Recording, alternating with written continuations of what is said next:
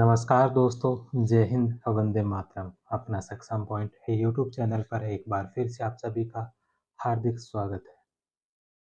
आप सभी ने होली का त्योहार बहुत अच्छे से मनाया होगा। अब दोबारा अपनी पढ़ाई को शुरू कर दो।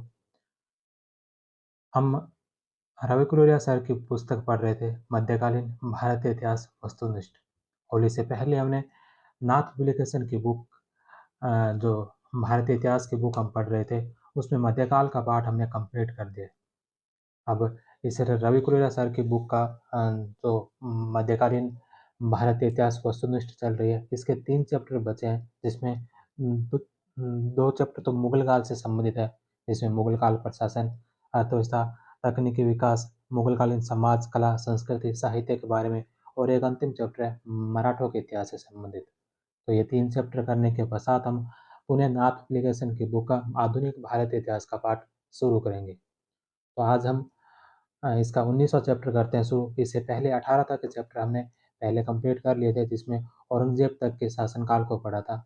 अब हम मुगलकालीन प्रशासन, अर्थव्यवस्था और तकनीकी विकास का आज 19वां चैप्टर शुरू करते हैं।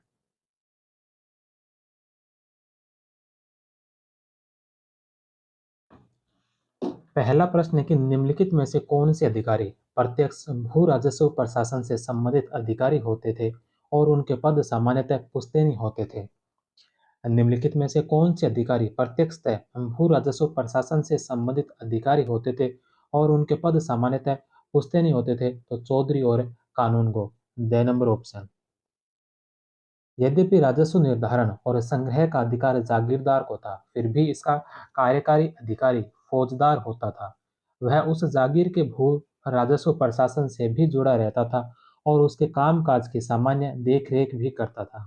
इसके अतिरिक्त दरबार द्वारा नियुक्त कुछ स्थानीय अधिकारी अहल ए खिदमत भी होते थे। ये अधिकारी चौधरी, कानूनगो और काजी कहलाते थे। यद्यपि काजी मुख्यतः न्यायिक अधिकारी होता था, फिर भी कुछ हद तक वह स्थानीय भू राजस्व प्रशासन से भी संबंधित होता था। वह भू हस्तांतरण से संबंधित प्रलेखों को साक्षांकित करता था। मुख्य काजी शब्द शाही कैंप के साथ चलता था, जो काजी ए लश्कर कहलाता था। चौधरी और कानून को प्रत्यक्षतः भू राजस्व प्रशासन से संबंधित अधिकारी होते थे। इनके पद पद कमोबेश पुश्तैनी होते थे। इनका काम उन महत्वपूर्ण राजस्व संबंधी कागजात के अनुसरण से था, जिनमें परगने के भू वितरण और कृषि संबंधी सारी आवश्यक जानकारी उपलब्ध होती थी। चाहे जागीरों का हस्तांतरण हो जाए, चाहे खालिसा में उनका अधिग्रहण हो, इन परिवर्तनों से चौधरी और कानूनगो के पद प्रभावित नहीं होते थे। नेक्स्ट क्वेश्चन है कि मुगल काल में बाहुली थी। मुगल काल में बाहुली क्या थी? तो बाहुली भू राजस्व निर्धारण की पद्धति को बाहुली कहा गया था। आईने अकबरी में लिखा है कि अमील गुजार सिर्फ नगद लेने की आदत न डाले, बल्कि फसल भी लेने के लिए तैयार रहे। पहला कणकूत, हिंदी जुबान में कण का मतलब है अनाज और कूत का मतलब है अंदाजा। अगर कोई शक हो तो फसल को 3 अलग-अलग पुलिंदों में काटना चाहिए, अच्छा, मध्यम और बदतर, और इस तरह शक दूर करना चाहिए। दूसरा, बटाई, जिसे बाहुली भी कहते हैं, में फसल काट कर जमा कर लेते थे और फिर सभी पक्षों की मौजूदगी में अब वह रजामंदी से बंटवारा करते थे, लेकिन इसमें कई समझदार निरीक्षकों की जरूरत पड़ती थी, वरना दुष्ट बुद्धि और मकार धोखेबाजी की नीयत रखते थे। तीसरे, खेत बटाई, जब वे बीज बोने के बाद खेत बांट लेते थे। चौथे, लांग बटाई में फसल काटने के बाद वे अपना ढेर बना लेते थे और फिर उसे अपने में बांट लेते थे। नेक्स्ट क्वेश्चन है कि किस मुगल शासक ने अमीर गुजरों को आदेश दिया? किस मुगल शासक ने अमीर गुजरों को आदेश दिया कि उसे कोशिश करनी चाहिए कि खेतीहर नगद भुगतान करे, वहीं फसलों में भुगतान का विकल्प भी खुला रहे। उसे कोशिश करनी चाहिए कि खेतीहर नगद भुगतान करे, वहीं फसलों में भुगतान का विकल्प भी खुला रखे।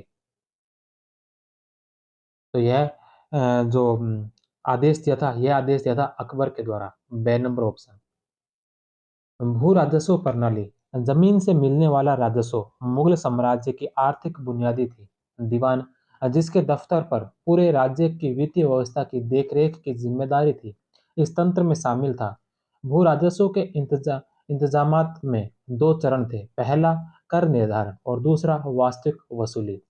जमा निर्धारित रकम थी और हासिल सचमुच वसूली गई रकम। अमील गुजार राजस्व वसूली करने वाले को अकबर ने यह हुक्म दिया कि उसे कोशिश करनी चाहिए कि खेतिहर नगद भुगतान करे, वहीं फसलों में भुगतान का विकल्प भी खुला रहे। हर प्रांत में जोती हुई जमीन और जोतने लायक जमीन दोनों की नपाई की गई। अकबर के शासनकाल में अबुल फजल ने आईने में ऐसी जमीनों के सभी आंकड़ों को संकलित किया। उसके बाद के बादशाहों के शासनकाल में भी जमीन की नपाई के प्रयास जारी रहे। मसलन 1665 ईस्वी में औरंगजेब ने अपने राजस्व कर्मचारियों को स्पष्ट निर्देश दिया कि हर गांव में खेतिहरों की संख्या का सालाना हिसाब रखा जाए। नेक्स्ट क्वेश्चन है कि मनसबदारों हेतु महावार वेतन प्रथा किसने शुरू की? मनसबदारों हेतु महावार वेतन प्रथा किसने शुरू की थी? शाहजहां ने। छह नंबर ऑप्शन। नेक्स्ट क्वेश्चन है कि निम्नलिखित में से जमींदार संबंधी शब्दों व संबंधित क्षेत्रों को सुमेलित कीजिए। जमींदार संबंधी कुछ शब्दावलियां दे रखी है और उनसे संबंधित क्षेत्र दे रखे हैं, उनको सुमेलित करना है। खूत और मुकदम। खूत और मुकदम को जो नियुक्ति की जाती थी दोआब क्षेत्र में थे। सतही सतरही और बिसवी। सतरही और बिसवी अवध क्षेत्र में, भौमिया राजस्थान में और बंट है जो गुजरात क्षेत्र में जमींदारों को कहा गया। जमींदारों को गुजरात में बंट, राजस्थान में इन्हें भूमिया कहा गया, अवध में सतरही व बिसरवी कहा गया और दोआब में इन्हें खूत और मुकदम कहा जाता था। ए बी सी और डी, ए नंबर ऑप्शन।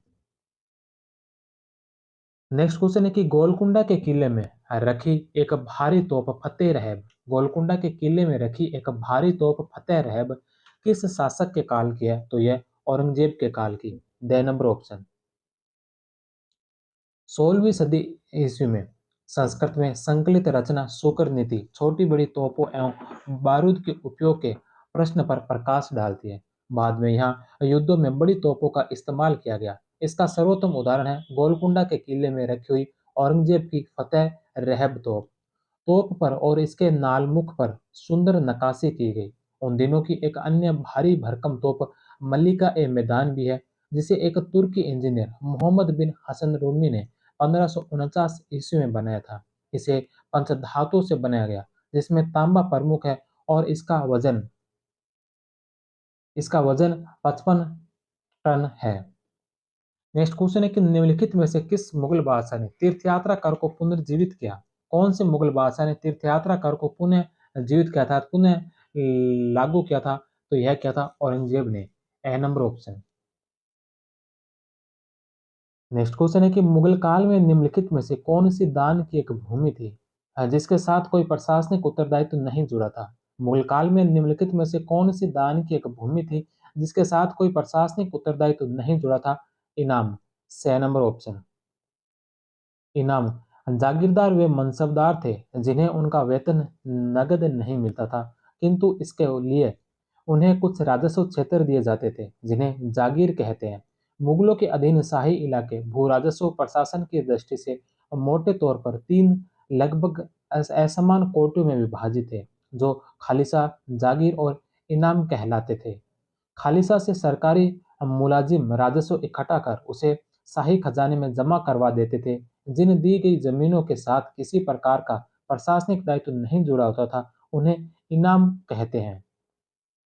इनमें मदद ए मास कहलाने वाली वे जमीनें भी सम्मिलित थी, जो या तो धर्मपरायण विद्वान और सामान्य व्यक्तियों को दी जाती थी या उन लोगों के जिनके पास आजीविका का कोई अन्य साधन नहीं होता था। अनुदान प्राप्त व्यक्तियों को इन अनुदानों से मिले भूखंडों से आजीवन भू राजस्व संग्रह करने का अधिकार होता था।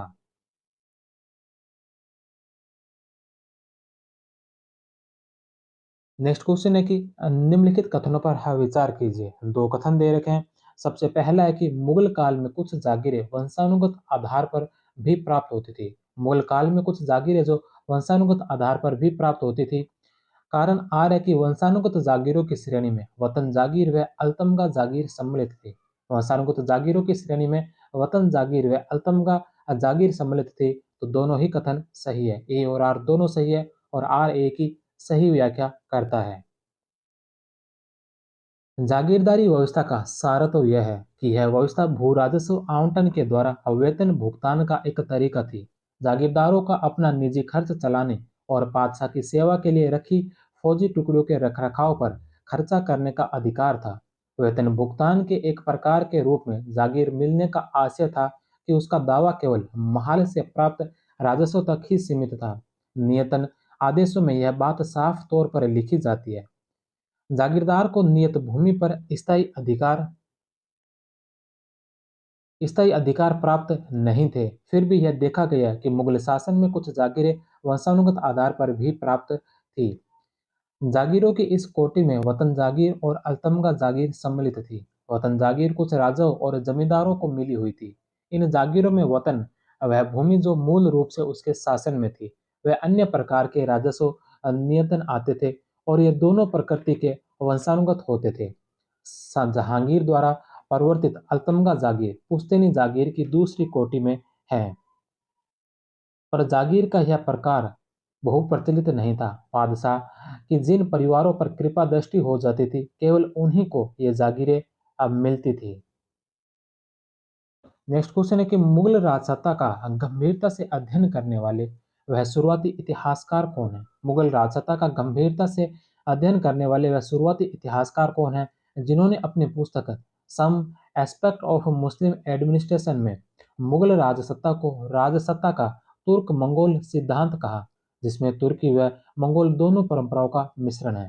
तो तुर्क और मंगोल सिद्धांत बताने वाले, तुर्की और मंगोल दोनों परंपराओं का मिश्रण बताने वाले some aspect expects of Muslim administration नामक पुस्तक के रचयिता इतिहासकार कौन थे? वह इतिहासकार थे RP. Tripathi. The number option.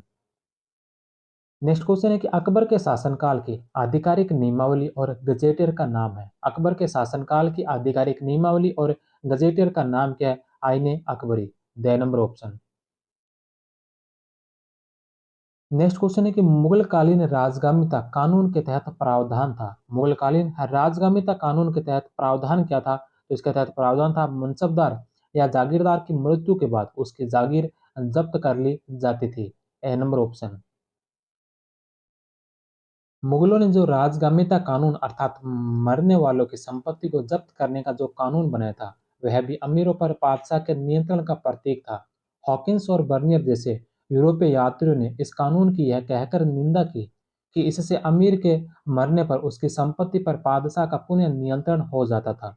क्योंकि ये यात्री यूरोप में लागू वंश परंपरा से प्राप्त जमींदारी कुलीन तंत्र से परिचित थे, इसलिए इन्हें मुगलकालीन यह प्रथा प्राच्य निरंकुशवादिता का उदाहरण लगी। सतीश चंद्र ने इस मान्यता का खंडन किया है। वह बताते हैं कि मुगलकालीन अमीर राज्य का केवल एक सेवक या नौकर होता था। उसके पास जो जागीर, वतन जागीर को छोड़कर जो जागीर होती थी, वह उसके पास सेवा कार्य की अवधि तक ही रह सकती थी। जागीर तो एक तरह से उसकी सेवाओं के लिए किया जाने वाला भुगतान भुगतान भर था। इसलिए जब उसकी मृत्यु हो जाती थी या उसे सेवा से हटा दिया जाता था, तो यह मान लिया जाता था कि उसकी सेवा समाप्त हो गई है। इसलिए ऐसी स्थितियों में राज्य द्वारा उसकी जागीर का जब्त कर लेना अनुचित नहीं माना जा सकता। सतीश चंद्र मानते हैं कि मुगल बादशाहों ने अमीरों की संपत्ति पर दावा नहीं किया। जब कभी अमीर मर जाता था तो उसकी संपत्ति और जायदाद की बड़े ध्यान से सूची बनाई जाती थी, क्योंकि आमतौर पर उस अमीर की केंद्र के पास पर्याप्त देनदारी बाकी निकलती थी। इस तरह मरने वाले अमीर के वंशजों को उसकी संपत्ति सौंपी जाने से पहले उसके बाकियात या ऋणों का समायोजन किया जा सकता था। दूसरे बादशाह का यह अधिकार था कि वह मरने वाले अमीर की संपत्ति का उसके वारिस बेटों में बंटवारा अपनी मनमर्जी से करे। नेक्स्ट क्वेश्चन है कि इस मुगल बादशाह जहांगीर का यह कायदा है कि जब उसके अमीर मरते थे तो वह उनके खजाने पर कब्जा कर लेता था और उनके बच्चों को जो चाहता वह दे देता था। उपरोक्त कथन किसका है? हॉकिंस का। ए नंबर ऑप्शन। जो यूरोपीय यात्री भू संपत्ति के आनुवंशिक अधिकार के नियम से ही परिचित थे, वो संपत्ति जब्ती के नियम से बहुत अचंभित हुए। हॉकिंस लिखता है कि इस मुगल बादशाह जहांगीर का यह कायदा है कि जब उसके अमीर मरते थे तो वह उनके खजाने पर कब्जा कर लेता था और उनके बच्चों को जो जो चाहता वह दे देता था। बर्नियर ने जब्ती की प्रथा की और भी कड़ी आलोचना की है। वह लिखता है कि इस देश में यह बर्बर और प्राचीन प्रथा प्रचलित है कि जो लोग बादशाह की सेवा में मर जाते हैं, बादशाह उनका एकमात्र उत्तराधिकारी होता है। नेक्स्ट क्वेश्चन है कि अकबर के शासनकाल में प्रारंभिक 4 वर्षों में अकबर के शासनकाल के प्रारंभिक 4 वर्ष में वकील उस सल्तनत का पद किसके पास था? वकील उस सल्तनत का पद किसके पास था? बैरम खां के पास। बे नंबर ऑप्शन। नेक्स्ट क्वेश्चन है कि अकबर के काल में भू राजस्व की दर सामान्यतः थी। अकबर के काल में भू राजस्व की दर सामान्यतः कितनी थी? 1/3। ए नंबर ऑप्शन। नेक्स्ट क्वेश्चन है कि निम्नलिखित कथन अभिकथन व कारण पर विचार कीजिए। पहला अभिकथन है कि प्रत्येक जागीरदार प्राथमिक रूप से मनसबदार था। प्रत्येक जागीरदार प्राथमिक रूप से मनसबदार था, परंतु प्रत्येक मनसबदार जागीरदार नहीं था। तो ये सही है। कुछ मनसबदारों को नगद अदायगी की जाती थी, जागीरों को नहीं। तो दोनों ही कथन सही है, ए और आर दोनों जो इसके सही होंगे। नेक्स्ट क्वेश्चन है कि मुगल प्रांतों में जल परिवहन या नदियों में आवागमन के प्रबंध के लिए कौन उत्तरदायी था? मुगल प्रांतों में जल परिवहन या नदियों में आवागमन के प्रबंध के लिए कौन उत्तरदायी है? मीर ए बहर। बे नंबर ऑप्शन। नेक्स्ट क्वेश्चन है कि सामान्यतः उम्रा वर्ग का न्यूनतम मनसब होता था। सामान्यतः उम्रा वर्ग का न्यूनतम मनसब कितना होता था? 500। बे नंबर ऑप्शन। उम्रा शब्द अमीर का बहुवचन है। मुगल काल में सामान्यतः उन सभी अधिकारियों के लिए प्रयुक्त होता था जो 1000 या उससे अधिक मनसब के हकदार थे, अर्थात इसमें उच्च वर्ग के सभी अधिकारी सम्मिलित हो जाते थे। 1000 जात का ओहदा आमतौर पर साधारण मनसबदारों और अमीर वर्ग उम्रा के बीच की विभाजन रेखा मानी जाती है। यद्यपि कुछ मामलों में 500 जात के छोटे ओहदे वाले मनसबदार भी कभी कभार अमीर कहे जाते थे। अधिकांश स्रोतों में 500 से 2500 जात का ओहदा अमीरों का माना गया है। इसी के आधार पर कई बार प्रश्न भी पूछे जा चुके हैं। नेक्स्ट क्वेश्चन है, इसमें भी अभिकथन और तर्क दे रखा है। तो सबसे पहला अभिकथन ए, अकबर ने अमीरों, नौकरशाहों और सैन्य अधिकारियों को मनसब आवंटित कर उन्हें एकल सेवा तंत्र में बदल दिया। यह मनसब किसी अधिकारी के पद, वेतन और सैन्य दल के आकार को इंगित करता है। अकबर ने अमीरों, नौकरशाहों और सैन्य अधिकारियों को मनसब आवंटित कर उन्हें एकल सेवा तंत्र में बदल दिया। यह मनसब किसी अधिकारी के पद, वेतन और सैन्य दल के आकार को इंगित करता था। तो यह सही है। दूसरा, व्यवहारिक स्तर पर कुछ बहुत छोटे अधिकारियों या धर्म अधिकारियों को छोड़कर सभी शेष अधिकारी मनसबदार थे और किसी अधिकारी की पदोन्नति या पदोन्नति इस तथ्य से निर्धारित होती थी कि उसके अधीन कितने मनसब बढ़ाए या घटाए गए हैं। तो तर्क भी सही है। ए और आर दोनों सत्य है और आर ए की सही व्याख्या करता है। नेक्स्ट क्वेश्चन है, उम्माल होते हैं। उम्माल किसे कहा गया? उम्माल क्या है? तो उम्माल राजस्व संग्राहक। राजस्व संग्राहक को है जो उम्माल कहा गया। उम्माल आमिल का बहुवचन है, ये कर संग्राहक होते हैं। नेक्स्ट क्वेश्चन है कि मध्यकालीन भारत के संदर्भ में निम्नलिखित में से कौन सा आकार की दृष्टि से आरोही क्रम में सही अनुक्रम है? मध्यकालीन भारत में के संदर्भ में निम्नलिखित में से कौन सा आकार की दृष्टि से आरोही क्रम में सही अनुक्रम है? परगना, परगना से नीचे सरकार और फिर सूबा। ए नंबर ऑप्शन। नेक्स्ट क्वेश्चन है कि निम्नलिखित में से कौन सा मुगल कालीन अधिकारी नगरीय प्रशासन से संबंध नहीं था? निम्नलिखित में से कौन सा मुगल कालीन अधिकारी जो नगरीय प्रशासन से संबंध नहीं था? नाजिम। बे नंबर ऑप्शन। नाजिब सूबेदार प्रांत का प्रभारी होता था। नेक्स्ट क्वेश्चन है कि निम्नलिखित मुगल शासकों वह उनके समय में कुल जमा में खालिसा के अनुमानित हिस्से को सुमेलित कीजिए। निम्नलिखित मुगल शासकों और उनके समय में कुल जमा में खालिसा के अनुमानित हिस्से को सुमेलित कीजिए। अकबर के समय में जो है हिस्सा था 1/4 था। जहांगीर के समय 1/20, शाहजहां के समय 1/7 और औरंगजेब के समय 1/8 5। सी, ए, डी और बी, बे नंबर ऑप्शन। नेक्स्ट क्वेश्चन है कि दाग प्रथा के संबंध में अब्दुल हमीद लाहौरी के अनुसार, दाग प्रथा के संबंध में अब्दुल हमीद लाहौरी के अनुसार बल्ख बदख्शां प्रांत के मनसबदारों को स्वार ओहदे के कितने घुड़सवारों को पहचान के लिए लाना होता था? 1/5। अब्दुल हमीद लाहौरी के अनुसार यदि यदि जागीर उत्तर भारत में हो तो मनसबदार की नियुक्ति भी वहाँ हो तो 1/3 भाग घुड़सवार पहचान के लिए यानी कि दाग हेतु लाने होते थे। यदि जागीर उत्तर भारत में हो तो नियुक्ति अन्य प्रांत में हो तो 1/4 भाग। यदि नियुक्ति बल्ख बदख्शां में हो तो 1/5 भाग। बाद में यह पूरे काबुल प्रांत के लिए लागू हुआ। मनसबदार दक्कन में नियुक्त हो तो 1/4 भाग। औरंगजेब के शासनकाल में उत्तरार्ध में लिखे गए ग्रंथ खुलासात उस सियाक में इसकी जानकारी मिलती है। नेक्स्ट क्वेश्चन है कि 1600 ईस्वी के लगभग जब्ती प्रणाली को समग्रतः कहाँ नहीं अपनाया गया था? 1600 ईस्वी के लगभग जब्ती प्रणाली को समग्रतः कहाँ नहीं अपनाया गया था? गुजरात में, बे नंबर ऑप्शन। नेक्स्ट क्वेश्चन है कि मुगल काल में दस्तूर अल अम्ल किस विषय से संबंधित था? प्रशासनिक नियमावली, बे नंबर ऑप्शन। जब्ती प्रणाली के तहत अकबर द्वारा नगदी भू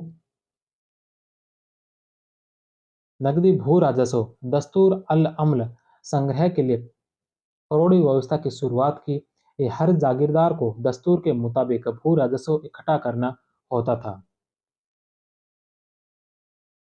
नेक्स्ट क्वेश्चन है कि निम्नलिखित में से कौन सा युग्म सही सुमेलित नहीं है? निम्नलिखित में से कौन सा युग्म जो सही सुमेलित नहीं है? सबसे पहला अशरफ। अशरफ जो कुलीन वंश के व्यक्ति को अशरफ कहा गया। अहदी गुप्तचर नहीं था। अहदी जो बादशाह का जो व्यक्तिगत सैनिक होता था, बादशाह के व्यक्तिगत सैनिक को जो अहदी कहा गया। इनका वेतन भी सर्वाधिक सर्वाधिक वेतन इन्हें मिलता था। तो अहदी गुप्तचर नहीं था, बादशाह का व्यक्तिगत सैनिक था। बे नंबर ऑप्शन इसमें असुमेलित है। सावनी है निगार, समाचार भेजने वाला। और जामा ए काबिल, सामान्य दर पर लगान निर्धारण। ए, से और द सही है, बे नंबर असुमेलित है। अहदी बादशाह के व्यक्तिगत सैनिक, इन्हें सर्वाधिक वेतन मिलता था। जागीरदारों पर नियंत्रण रखने के लिए जो महत्वपूर्ण अभिकरण था वह था सावनीय निगार कहते थे। ये अधिकारी जागीरदारों की कार्यवाही और जागीरों की तत्कालीन स्थिति का पूरा विवरण लिखित रखते और उसे आगे भेजते थे। अगर किसी जागीरदार के दमनकारी होने की सूचना भेजी जाती या यह पता लगता कि वह शाही विनियमों के अनुसार काम नहीं कर रहा है तो उसे दंडित किया जा सकता था। दंड स्वरूप या तो उसका स्थानांतरण कर दिया जाता था या उसे जागीर से बेदखल कर दिया जाता था। उस पर दंड शुल्क लगाया जाता था। नेक्स्ट क्वेश्चन है कि अबुल फजल के अनुसार नकदी के रूप में जो अनुदान दिए जाते थे उन्हें क्या कहा जाता था? अबुल फजल के अनुसार नकदी के रूप में जो अनुदान दिए जाते थे उन्हें क्या कहा जाता था? वजीफा, द नंबर ऑप्शन। अबुल फजल का कहना है कि शहंशाह द्वारा नकदी के रूप में जो अनुदान दिए जाते थे उन्हें वजीफा कहा जाता था। जो भूमि के रूप में दिए जाने वाले अनुदान मदद ए मास कहे जाते थे। मदद ए मास अनुदानों को औरंगजेब ने वंशानुगत बना दिया। अन्य इतिहासकारों ने इस शब्द का बहुत कम प्रयोग किया। कुछ ही सही भूमि संबंधी अनुदान सुरगल अनुदानों के अंतर्गत आते थे। मूल अनुदानों के फरमानों तथा अन्य दस्तावेजों में सदा ही उस विशिष्ट क्षेत्र की व्यवस्था की जाती थी जो आकलन में शामिल न की गई भूमि में सौंपी जाती थी। खारिजे जमा कहा गया। किसी भी परगना में सोयुर्गल की राशि जमा की राशि से अधिक नहीं थी। सोयुर्गल के रूप में प्राप्त राजस्व की राशि बहुत थोड़ी होती थी। नेक्स्ट क्वेश्चन है कि सुमेलित कीजिए। मुगलकालीन प्रशासनिक शब्दावली दे रखी है। सहबंदी, सहबंदी क्या कहा गया? तो सहबंदी जो विशेष अवसर के लिए नियुक्त सैनिक होते थे उन्हें सहबंदी कहा जाता था। तलब ए खासा, तलब ए खासा जो मनसबदार का व्यक्तिगत वेतन होता था उसे तलब ए खासा कहा जाता था। खासा ए शरीफा, खासा ए शरीफा बादशाह का अपना प्रतिष्ठान होता था। और अम्ल गुजार जो राजस्व संग्रह करता होता था उसे अम्ल गुजार कहा जाता था। बी, ए, डी और C, D number option.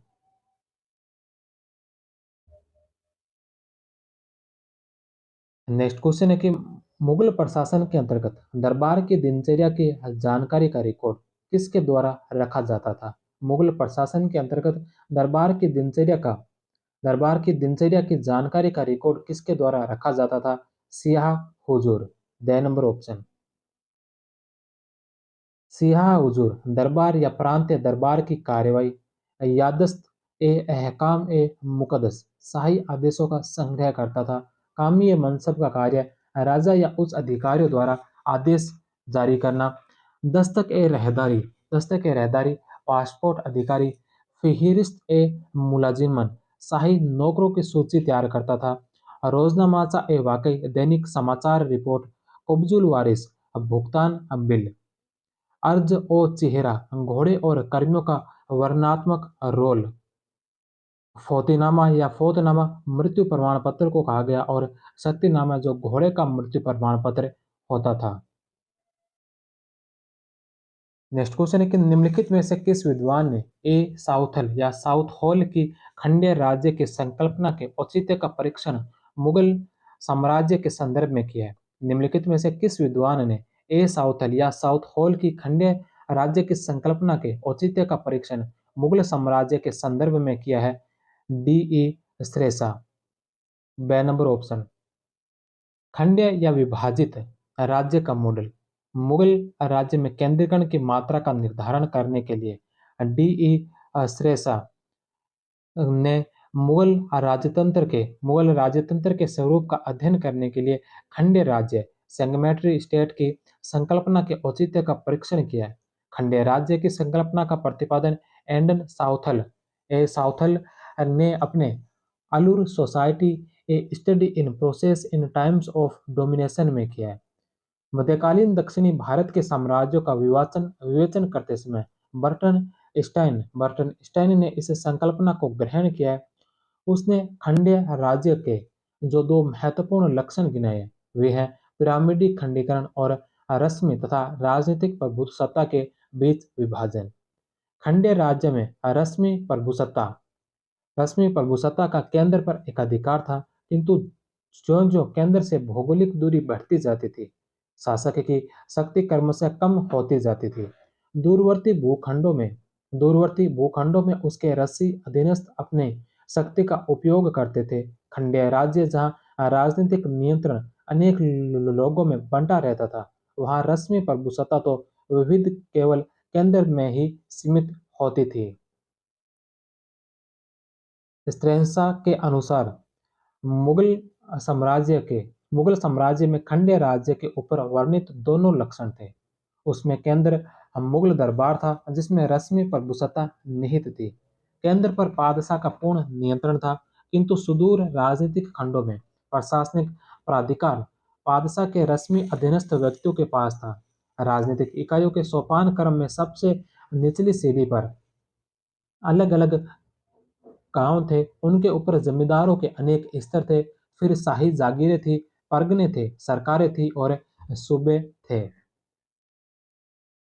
Next question है कि निम्नलिखित में से कौन अकबर के केंद्रीय प्रशासन का सर्वोच्च अधिकारी था? अकबर के केंद्रीय प्रशासन का सर्वोच्च अधिकारी कौन था? तो इसमें अकबर के केंद्रीय प्रशासन का जो सर्वोच्च अधिकारी था वह था वकील ए मुतलक। बे नंबर ऑप्शन। नेक्स्ट क्वेश्चन है कि मुगल काल में तैनाब क्या थी? हम भूमि पैमाइश के लिए इस्तेमाल की गई रस्सी। The number option. Next question है दीन ए इलाही प्राथमिक रूप से था विश्व समरसता के सिद्धांत को दोहराना। स नंबर ऑप्शन। नेक्स्ट क्वेश्चन है कि निम्नलिखित में से किस इतिहासकार के अनुसार दीन ए इलाही एक धर्म था? निम्नलिखित में से कौन से इतिहासकार के अनुसार दीन ए इलाही एक धर्म था? बदायूनी। स नंबर ऑप्शन। आईन अकबरी में निम्नलिखित में से कौन सी फसलों का किसी भी दस्तूर सर्किल में उल्लेख नहीं है? आईन अकबरी में निम्नलिखित में से कौन सी फसलों का किसी भी दस्तूर सर्किल में उल्लेख नहीं है? तो किसका उल्लेख नहीं है? तो इसमें कॉफी का उल्लेख नहीं है, चाय का उल्लेख नहीं है और तंबाकू का उल्लेख नहीं है। कॉफी, चाय और तंबाकू इनका आईन अकबरी में उल्लेख नहीं है। तंबाकू सर्वप्रथम जहांगीर के समय आई थी और चाय और कॉफी भी ये भी बाद में आई थी। तो इसमें आईन अकबरी में नील का और अफीम का, इन दो का ही उल्लेख मिला है। नेक्स्ट क्वेश्चन है कि अंग्रेजों को सूरत में व्यापारिक कोठी स्थापित करने की अनुमति किस मुगल बादशाह ने दी थी? अंग्रेजों को सूरत में व्यापारिक कोठी स्थापित करने की अनुमति जो कौन से मुगल बादशाह ने दी थी? जहांगीर ने। नेक्स्ट क्वेश्चन है गोला बारूद आधारित साम्राज्य की परिकल्पना के प्रणेता थे? गोला बारूद आधारित साम्राज्य की परिकल्पना के प्रणेता कौन थे? वी बार्तोल्द।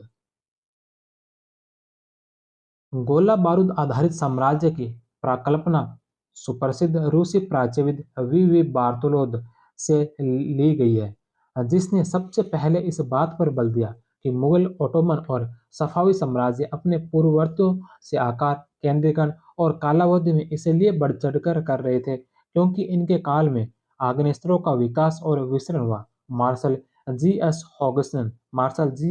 हॉगसन ने इन तीनों साम्राज्य के बारे में अध्ययन करते समय इस परिकल्पना को आधार बनाया तथा उसने इन साम्राज्यों को गोला बारूद आधारित साम्राज्य कहा। मैकनील विलियम एच मैकनील ने अपने विश्व सैनिक इतिहास संबंधी पुस्तक द परस्यूट ऑफ पावर में इस पदावली का प्रयोग किया है। हॉक्सन तथा मैकनील के अनुसार आग्नेयास्त्रों, विशेषकर अवरोधक घेरेबंदी वाले तोपखाने ने केंद्रीय शक्ति को बढ़ाया और इसी की बदौलत मुगल साम्राज्य अस्तित्व में आया, क्योंकि अवरोधक तोपखाने के बल पर ही गढ़ों और किलों पर कब्जा किया जा सकता था। नेक्स्ट क्वेश्चन है कि निम्नलिखित में से कौन सा तथ्य सही है? निम्नलिखित में से कौन सा तथ्य जो इसमें से सही है? तो इसमें मुगल कालीन भारत में अमीर वर्ग यूरोप की तरह एक विधि सम्मत वर्ग था, तो यह गलत है। मुगल अमीरों के उच्च स्तरीय प्रशासन में शामिल नहीं किया गया। मुगल अमीरों को उच्च स्तरीय प्रशासन में शामिल शामिल किया गया था, नहीं किया गया, तो यह भी गलत है। ईरानी, तुरानी, शेखजादा अमीरों के बीच सामाजिक विभेद लुप्त हो गया था। तो इनके अंदर ईरानी, तुरानी, अफगानी, शेखजादा अमीरों, इनके मध्य जो सामाजिक विभेद लुप्त नहीं हुआ था बल्कि सामाजिक भेदभाव विद्यमान था। तो स नंबर ऑप्शन भी गलत है।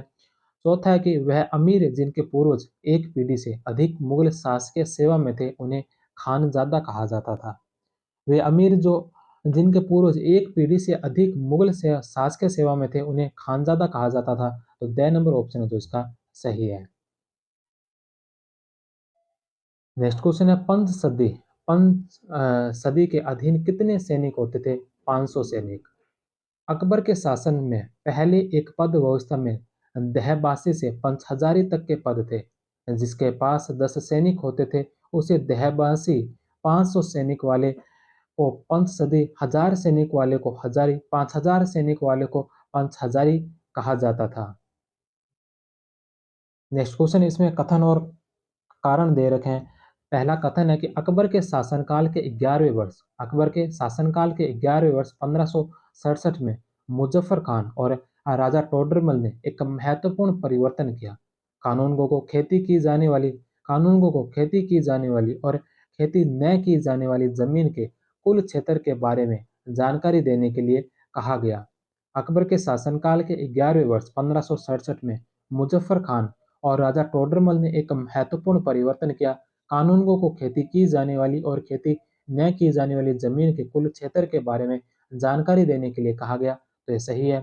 कानूनगो द्वारा दी गई जानकारी के आधार पर पूरे साम्राज्य के लिए एकल मूल्य सूची के बजाय भिन्न भिन्न क्षेत्रों में प्रचलित मूल्यों के आधार पर फसल की दर को नगद रूप में परिवर्तित किया जाने लगा, तो इसका कारण भी सही है। कथन और कारण दोनों जो उसके सत्य है।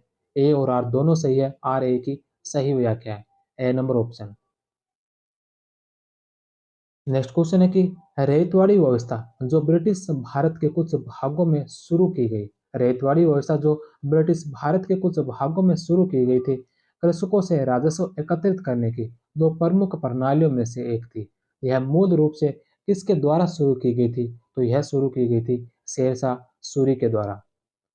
शेरशाह, से नंबर ऑप्शन। नेक्स्ट क्वेश्चन है कि औरंगजेब के समय मनसबदारों के वेतन से की जाने वाली इरमास नामक कटौती किस मद के लिए होती थी? औरंगजेब के समय मनसबदारों से के वेतन से की जाने वाली इरमास नामक कटौतियां किस मद के लिए होती थी? घोड़े खरीदने के लिए। स नंबर ऑप्शन।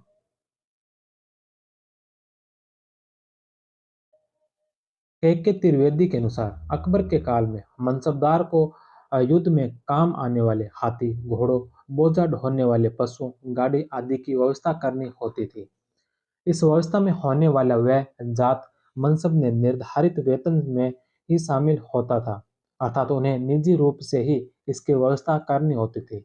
मनसबदार उपयुक्त क्षेत्र में अपेक्षित संख्या में पशुओं की व्यवस्था करने में कोताही करते थे, इसलिए 17वीं शताब्दी के प्रारंभ में उनके जात पद में उल्लिखित वेतन से इस मद में व्यय होने वाली राशि की कटौती होना आरंभ हो गई, जिसे चौथाई रवासा कहा जाता था।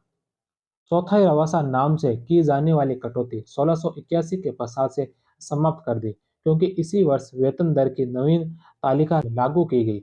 इसके अनुसार वेतन में अकबर के काल की अपेक्षा 25-30% की कमी अ, कमी आ गई थी।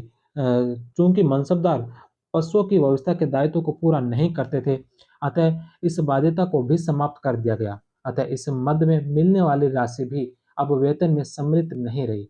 उन्हें अब जात पद के अनुरूप निर्दिष्ट मात्रा में निजी स्तर पर अपने तथा अपने सैनिक दस्तों की आवश्यकताओं के अनुरूप पशुओं की व्यवस्था करनी होती थी। मनसबदारों के निजी वेतन के खुराके फिलहाल हाथियों का चारा नाम से कटौती करना प्रारंभ कर दिया। इसके अलावा इरमास नाम से एक अन्य कटौती भी मनसबदारों के निजी वेतन मद से की जाती थी। इरमास के मद का धन प्रशासन द्वारा घोड़े खरीदने के लिए होता था।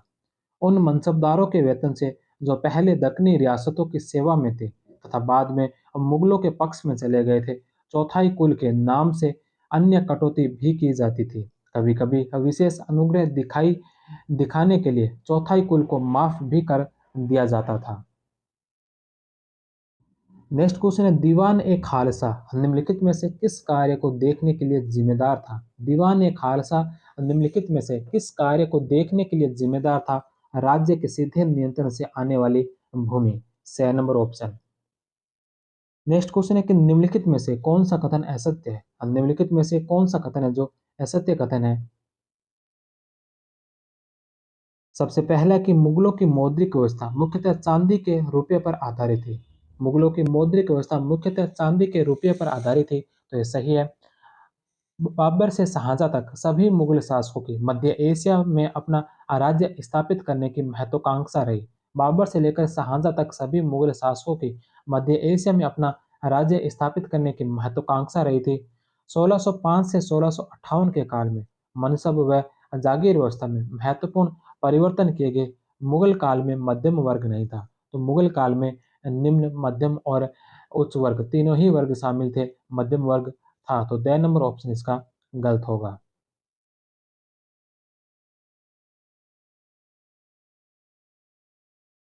नेक्स्ट क्वेश्चन है कि मुगल साम्राज्य का प्रांतों में विभाजन सर्वप्रथम किसने किया? मुगल साम्राज्य का प्रांतों में सर्वप्रथम विभाजन किसने किया था? तो मुगल साम्राज्य का प्रांतों में सर्वप्रथम विभाजन किया था अकबर के द्वारा। स नंबर ऑप्शन। अपने शासनकाल के 24वें वर्ष में 1580 में अकबर ने संपूर्ण साम्राज्य को 16 सूबों में बांटा। आईन अकबरी में इतने ही प्रांतों का उल्लेख है। अकबर ने शासन के अंतिम वर्षों में 3 सूबे और जुड़े, अतः 1605 ईस्वी तक सूबों की कुल संख्या 15 हो गई। इलाहाबाद, आगरा, दिल्ली, काबुल, लाहौर, मुल्तान, बिहार, बंगाल, अहमदाबाद, अजमेर, अवध, मालवा तथा दक्षिण में 3 खानदेश, बरार और अहमदनगर के सूबे थे। जहांगीर के समय 17 सूबे हो गए। जहांगीर के समय 17 सूबे हो गए। जहांगीर के काल में कांगड़ा को विजित कर लाहौर के सूबे में मिला दिया गया।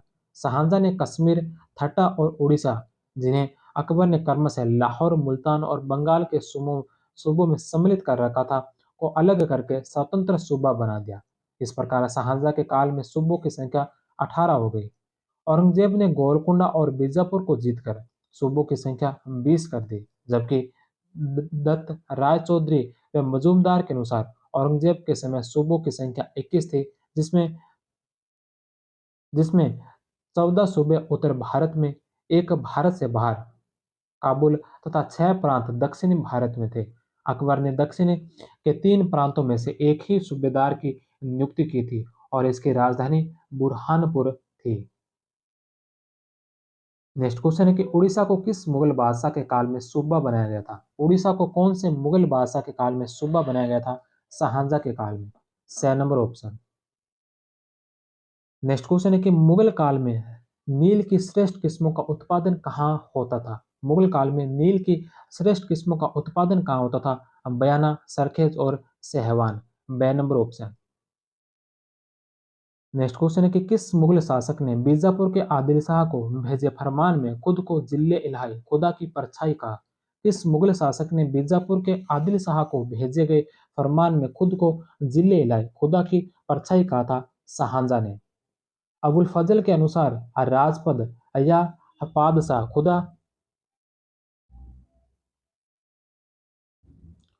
खुदा का नूर और सूर्य की किरण होता था तथा अकबर में यह नूर विद्यमान था। अकबर ने खुद कहा कि खुदा की परछाई होने के कारण हम कर लेते हैं, पर देते बहुत है। जहांगीर भी बादशाह को खुदा की भेंट मानता था। न्याय सृष्टिकर्ता जिस व्यक्ति को राजा के भव्य और प्रतिष्ठापूर्ण पद के लिए योग्य मानता है, उसे प्रभुता, संपन्न कार्य और दुनिया का राज प्रदान करता है।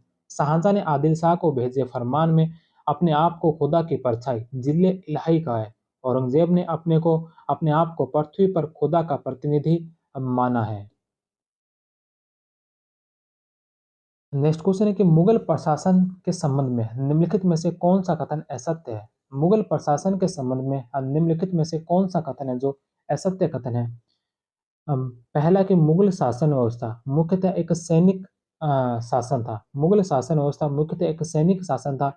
यह एक केंद्रीकृत, निरंकुश एवं एक तंत्रात्मक था। सम्राट को इस्लामी परंपराओं का पालन करना पड़ता था। सम्राट को इस्लामी परंपराओं का पालन करना पड़ता था, लेकिन ये अनिवार्य नहीं था। कई जगह ऐसा देखा गया कि उन्होंने इस्लामी परंपरा का पालन नहीं किया गया था। तो 6 नंबर ऑप्शन गलत होगा। सम्राट मंत्रियों से समय समय पर सलाह लेता था। सम्राट जो मंत्रियों से समय समय पर सलाह लेता था, यह भी इसका सही है।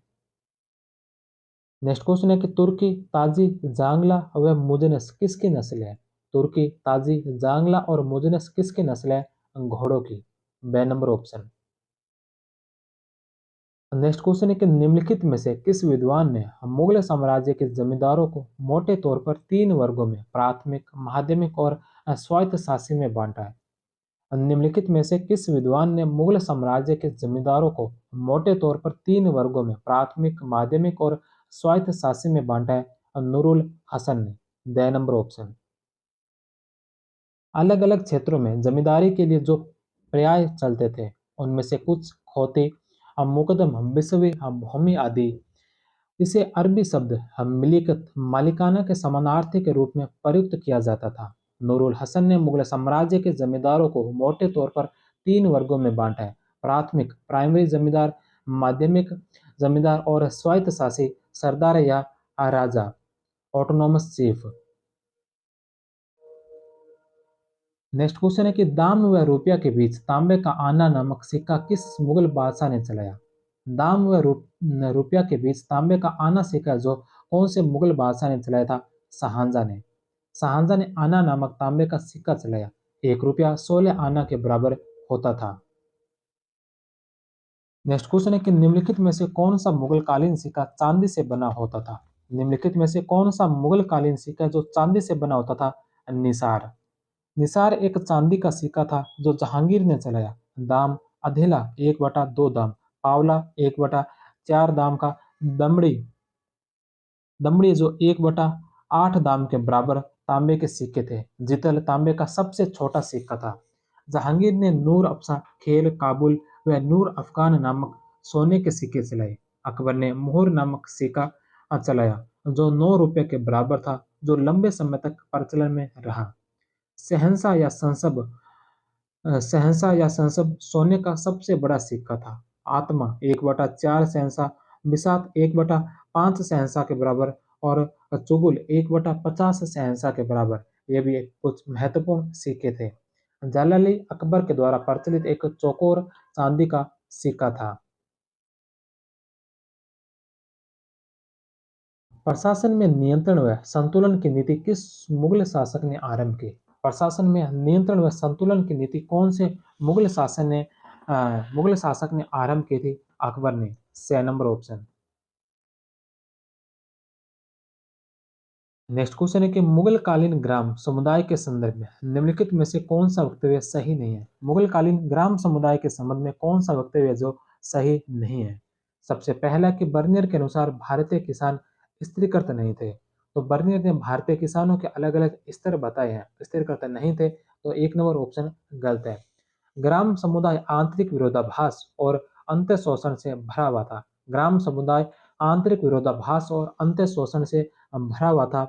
उच्च वर्गीय किसान उत्तर भारत में खुद का, राजस्थान में घरवाला, महाराष्ट्र में मीरा सरदार के नाम से जाने जाते थे। 6 नंबर ऑप्शन भी सही है। द नंबर है कि निम्न वर्गीय जनसंख्या फसल के समय खेतों में काम करने के लिए सुरक्षित थी, उनसे बेगार भी करवाई जाती थी। द नंबर ऑप्शन भी इसका सही है। ए नंबर असत्य होगा। नेक्स्ट क्वेश्चन है कि मुगल साम्राज्य के पतन के कारणों के संबंध में दी गई अवधारणा व संबंधित विद्वानों को सुमेलित कीजिए। मुगल साम्राज्य के पतन के कारणों के संबंध में दी गई अवधारणा और विद्वानों को सुमेलित कीजिए। मुगल साम्राज्य के पतन के कारण कौन कौन से कारण किस विद्वान के द्वारा बताए गए थे? तो सबसे पहले नंबर पर है जागीर संकट। मुगल साम्राज्य के पतन का कारण जागीर संकट बताया था सतीश चंद्र ने। कृषि संकट बताया था इरफान हबीब ने। औरंगजेब की धार्मिक नीति को मुगल साम्राज्य का पतन का कारण बताया था जदुनाथ सरकार ने। और तकनीकी पिछड़ापन बताया था एम अतहर अली ने। ए, बी, सी और डी चारों ही सम्मिलित है। The number option. Next question है कि मुगल प्रशासन में पारस्परिक नियंत्रण व शक्ति संतुलन के अंतर्गत निम्नलिखित में से कौन सा अधिकारी सूबेदार पर नियंत्रण रखता था? मुगल प्रशासन में पारस्परिक नियंत्रण व शक्ति संतुलन के अंतर्गत निम्नलिखित में से कौन सा अधिकारी सूबेदार पर नियंत्रण रखता था? दीवान। बे नंबर ऑप्शन। प्रांतों में सूबेदार व दीवान परस्पर नियंत्रण व संतुलित संतुलन स्थापित करते थे। सूबेदार की नियुक्ति फरमान ए सबाती द्वारा व दीवान की नियुक्ति हस्बुल हुक्म नामक आदेश से होती थी। सूबेदार सूबे या प्रांत में सुल्तान का प्रतिनिधि माना जाता था। यह सूबे की सेना का प्रमुख, फौजदारी मुकदमों का न्यायाधीश तथा सूबे की कानून व शांति व्यवस्था बनाए रखने हेतु जिम्मेदार था। लगभग 3-4 वर्ष में इसका स्थानांतरण होता रहता था। प्रांतीय दीवान की नियुक्ति केंद्रीय दीवान की सिफारिश पर होती थी। अकबर के समय सर्वप्रथम प्रांतीय दीवानों की नियुक्ति हुई थी। मुगल काल में परगने का प्रधान अधिकारी कौन होता था? मुगल काल में परगने का प्रधान अधिकारी कौन होता था? सिकदार। ए नंबर ऑप्शन। सिकदार परगने का प्रधान अधिकारी था। आमिल करोड़ी का मुख्य दायित्व भू राजस्व वसूलना था, ताकि जमा और हासिल के मध्य अंतराल कम किया जा सके। सिकदार व आमिल एक दूसरे पर नियंत्रण व संतुलन स्थापित करते थे। सरकार में यही कार्य क्रमशः फौजदार व अम्ल गुजार करते थे, जबकि प्रांतों सूबों में यही कार्य सूबेदार व दीवान करते थे। फौजदार परगने का खजांची व कानून को भूमि लेखा का कार्य करता था व पटवारियों का प्रमुख था। नेक्स्ट क्वेश्चन है कि जागीरदार, सूबेदार, अब मालगुजारी ठेकेदार अपनी भूमिका के बारे में इस प्रकार दलील देते थे। जागीरदार, सूबेदार और मालगुजारी ठेकेदार अपनी भूमिका के बारे में इस प्रकार दलील देते थे कि इस भूमि की उपेक्षित स्थिति से इस भूमि की उपेक्षित स्थिति से हमारे मन में उद्विग्नता क्यों पैदा हो और हम अपना धन और समय इसे उपजाऊ बनाने में क्यों बर्बाद करें। हम एक पल में इससे वंचित किए जा सकते हैं और हमारे उद्यम से न तो कोई लाभ होगा न हमारे बच्चों को। उपरोक्त कथन किसका? बर्नियर का। ए नंबर ऑप्शन। नेक्स्ट क्वेश्चन है सुमेलित कीजिए। सबसे पहले मुफ्ती। मुफ्ती जो धार्मिक मामलों के विशेषज्ञ मुस्लिम विद्वान को मुफ्ती कहा गया। दूसरे नंबर पर है अंजुमन। अंजुमन जो स्थानीय मुस्लिम संस्था होती थी उसे अंजुमन कहा गया। तीसरे नंबर पर है खानजाद। खानजाद आनुवांशिक मुस्लिम अभिजात को खानजाद कहा गया। और मालगुजार, मालगुजार जो भूमिधारक प्राथमिक जमींदार होता था, भूमिधारक प्राथमिक जमींदार को मालगुजार कहा गया। डी, सी, ए और बी। ए नंबर ऑप्शन। नेक्स्ट क्वेश्चन है कि मुगल काल में न, नज्र, नियाज और निसार शब्द किसके लिए इस्तेमाल होते थे? मुगल काल में नज्र, नियाज और निसार शब्द किसके लिए इस्तेमाल होते थे? बादशाह को दी जाने वाली पेशकश, तोहफों के लिए। नज्र, नगद पेशकश, नियाज, राजकुमारों, शहजादों द्वारा दिए जाने वाले तोहफे, निसार, अमीरों द्वारा दिए जाने वाले तोहफे।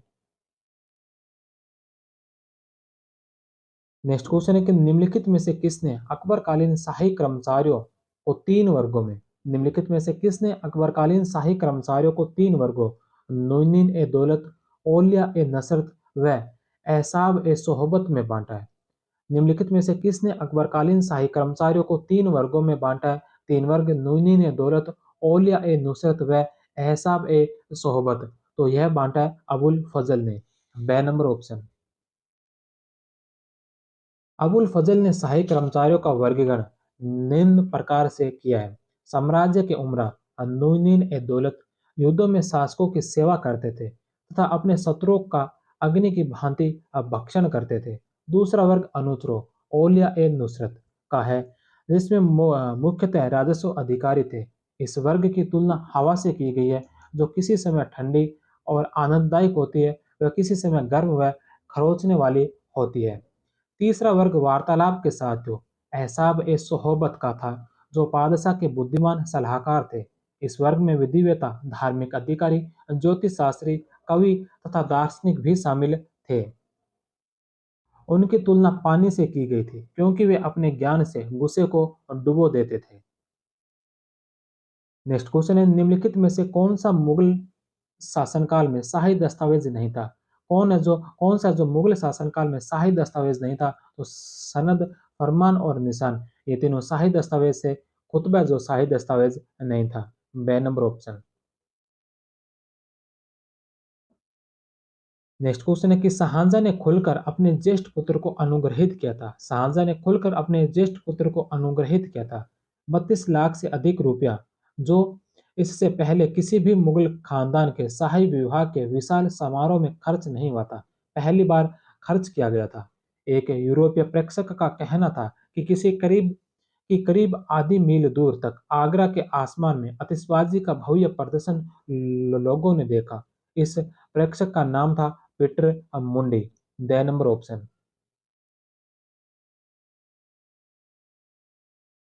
नेक्स्ट क्वेश्चन है कि वतन जागीर की अवधारणा किस मुगल बादशाह के शासनकाल के अंतिम वर्षों में अस्तित्व में आई?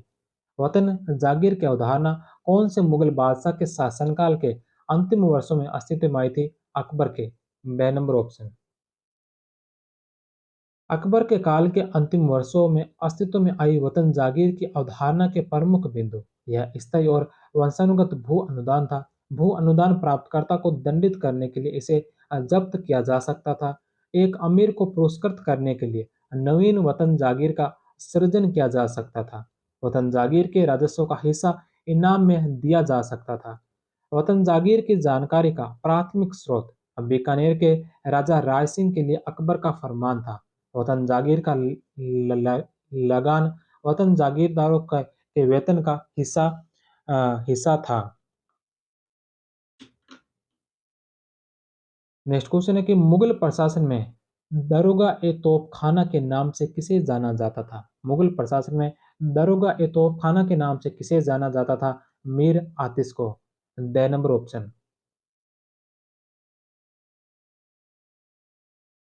नेक्स्ट क्वेश्चन है दहसाला पद्धति।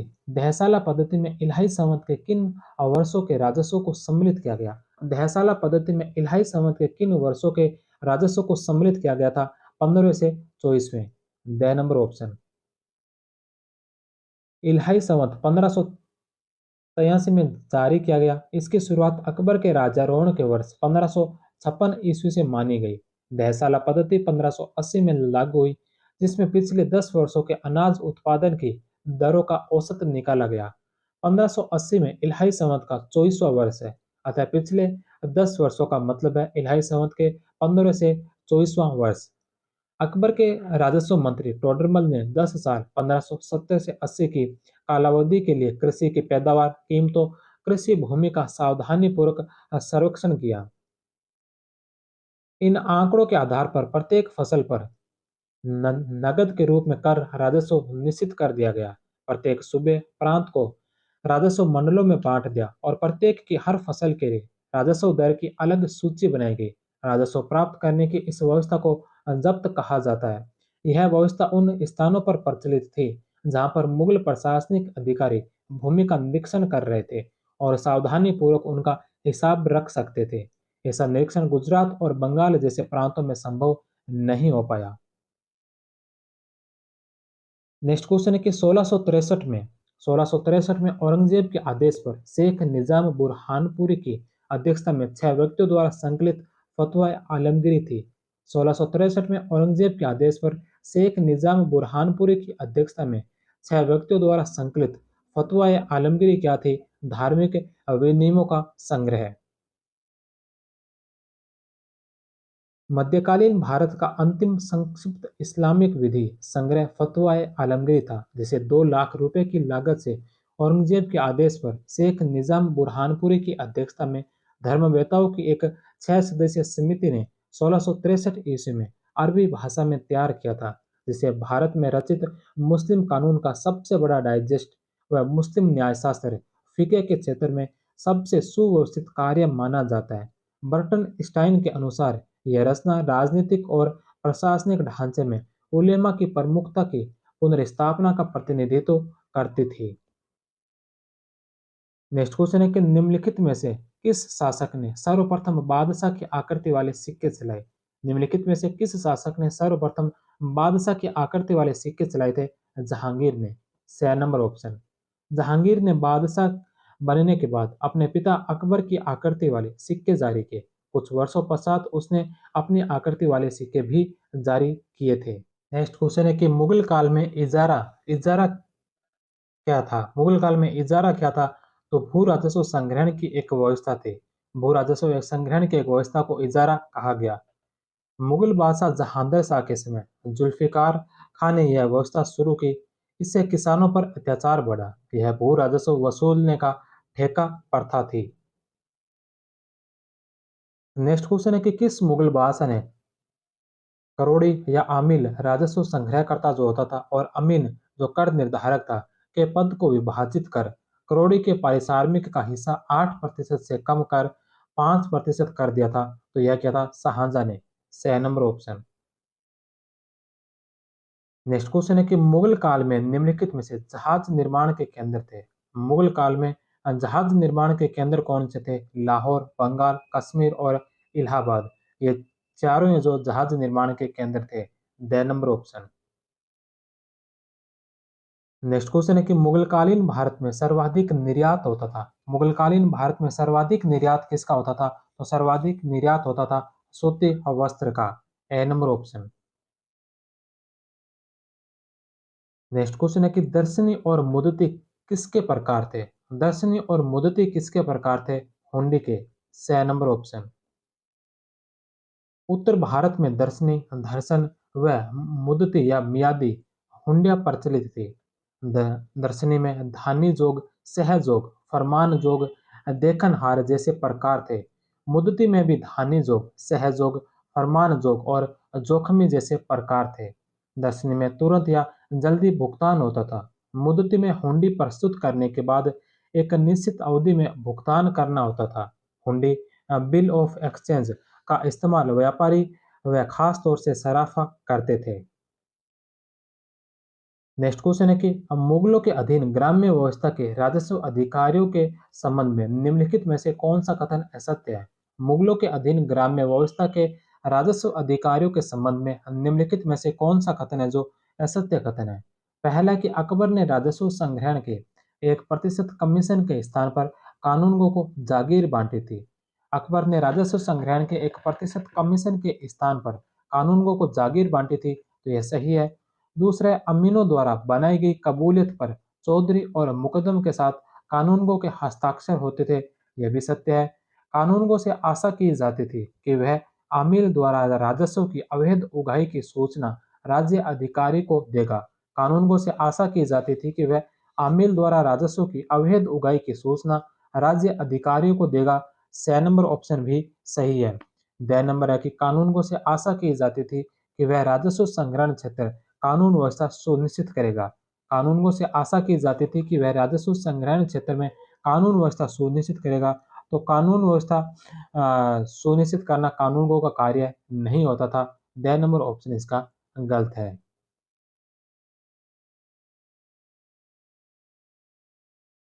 नेक्स्ट क्वेश्चन है कि मुगल प्रशासन में मुगल प्रशासन में मार्गों की सुरक्षा के संबंध में निम्न में से कौन से कथन सत्य है? मुगल प्रशासन में मार्गों की सुरक्षा से संबंधित कौन से कथन है जो सत्य कथन है? पहला कि मार्गों की सुरक्षा को प्रशासन का एक प्रमुख दायित्व माना जाता था। मार्गों की सुरक्षा को प्रशासन का एक प्रमुख दायित्व माना जाता था।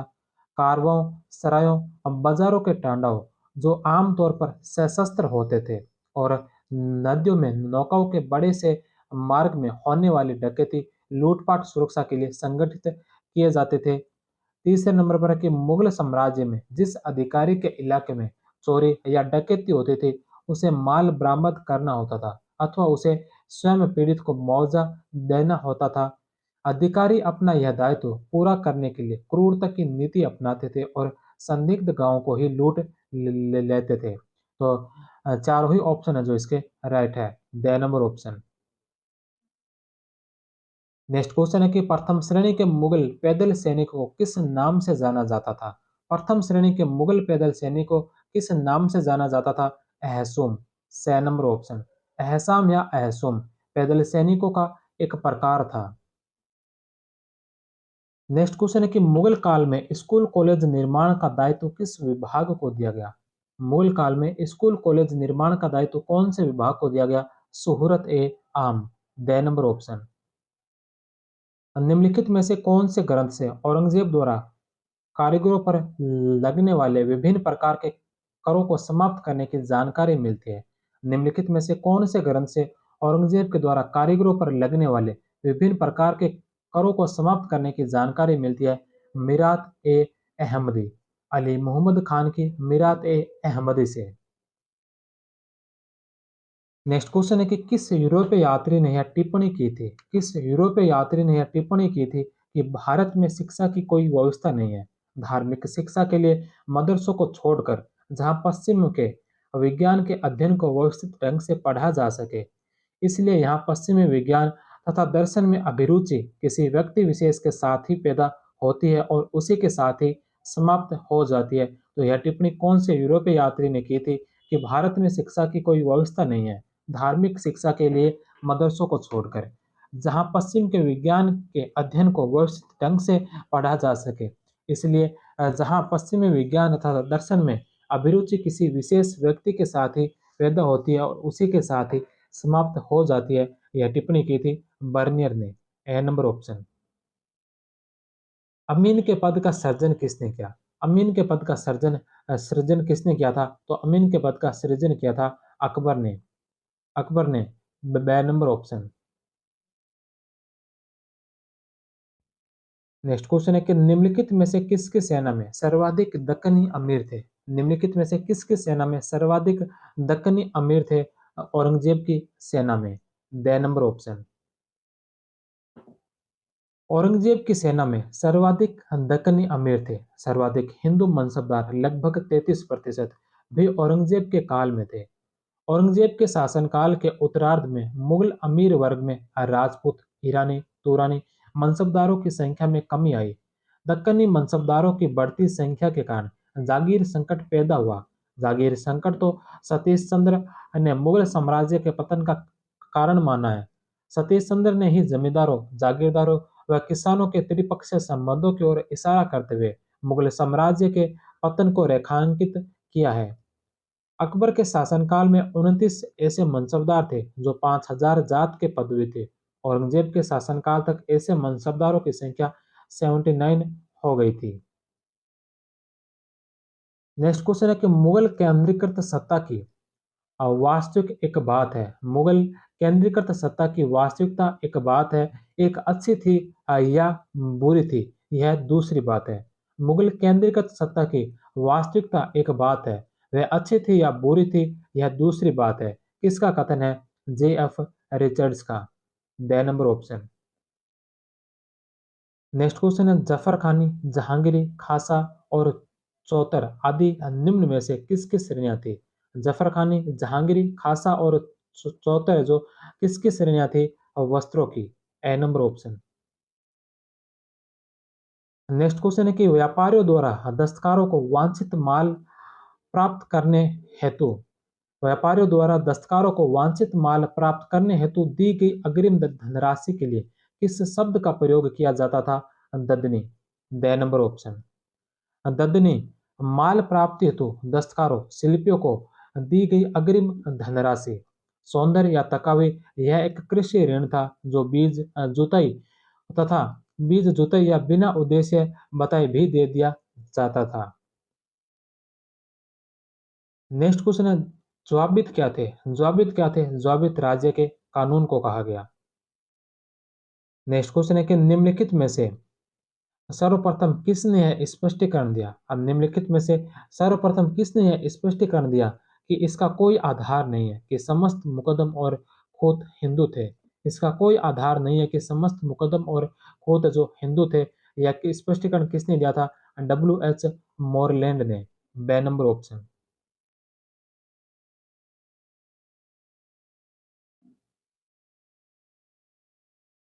नेक्स्ट क्वेश्चन है कि मोरलैंड के विवरण के अनुसार निम्नलिखित को सुमेलित कीजिए। मोरलैंड के विवरण के अनुसार निम्नलिखित को सुमेलित कीजिए। कौन से स्थान है जो किस फसल के लिए या किस वस्तु के लिए प्रसिद्ध थे? सबसे पहले नंबर पर है हुगली। हुगली है जो शक्कर और चावल के लिए प्रसिद्ध था। दूसरे नंबर पर है गुजरात। गुजरात है जो सूती कपड़े के लिए प्रसिद्ध था। तीसरे नंबर पर है कालीकट। कालीकट मिर्च के लिए प्रसिद्ध था। और चौथे नंबर पर है मसूलीपट्टनम। मसूलीपट्टनम है जो कैलिको के लिए प्रसिद्ध था। बी, सी, ए और D. The number option. Next question है कि निम्नलिखित में से कौन सा कथन सही नहीं है? निम्नलिखित में से कौन सा कथन है जो सही नहीं है? सबसे पहला कि मुगल काल में सम्मान और ओहदे की दृष्टि से वकील एक प्रतिष्ठित पद था। मुगल काल में सम्मान और ओहदे की दृष्टि से वकील एक प्रतिष्ठित पद था। अकबर ने वकील के पद से राजस्व और वित्त संबंधी अधिकार पृथक कर दिए थे। अकबर ने वकील के पद से जो राजस्व और वित्त संबंधी अधिकार पृथक कर दिए। जहांगीर ने लंबे समय तक वकील के बिना शासन किया था। औरंगजेब के शासनकाल के परवर्ती काल में वकील का पद महत्वपूर्ण हो गया था।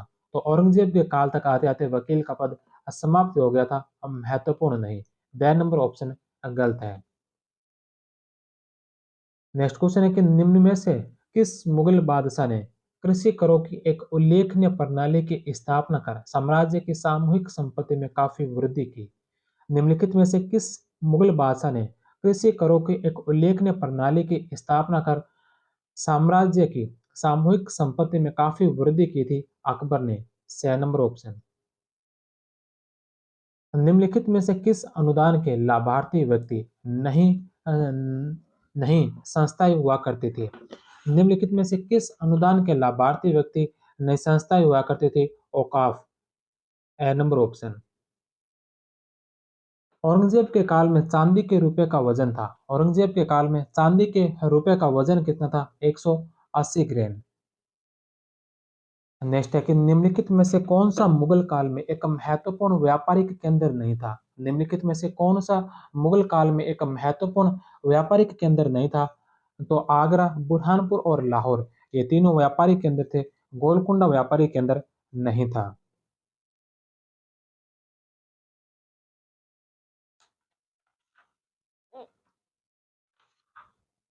नेक्स्ट क्वेश्चन है कि मनसबदारी व्यवस्था के संबंध में निम्नलिखित में से कौन सा कथन सही नहीं है? मनसबदारी व्यवस्था के बारे में कौन सा कथन है जो सही नहीं है? मनसबदारों के तीन वर्ग होते थे। मनसबदारों के तीन वर्ग थे। उन्हें मशरूत या सशर्त पद प्रदान किया जा सकता था। स्वार पद जात पद से अधिक हो सकता था। तो यह बात गलत है। स्वार पद जात पद से अधिक नहीं बल्कि जात पद अधिक होता था और स्वार पद है जो कम होता था। तो 6 नंबर ऑप्शन इसका गलत होगा।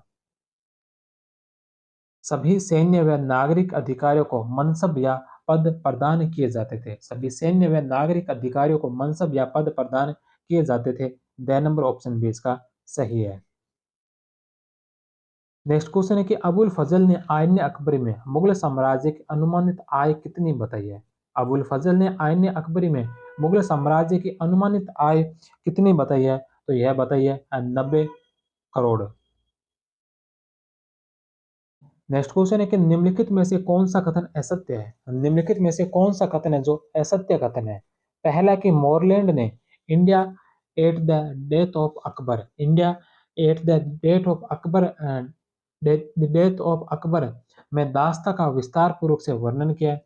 फिरोज तुगलक एकमात्र शासक था जिसने दासों को निर्माण के उद्देश्य से व्यापक स्तर पर इस्तेमाल किया। पुर्तगालियों ने व्यापक पैमाने पर दासों की नियुक्ति की। जैदा के तीर्थयात्री जहाज दास व्यापार में लिप्त नहीं थे, तो यह दास व्यापार में लिप्त थे। द नंबर ऑप्शन है जो गलत है। नेक्स्ट क्वेश्चन है सुमेलित करना है। सबसे पहले नंबर पर है बारावर्दी।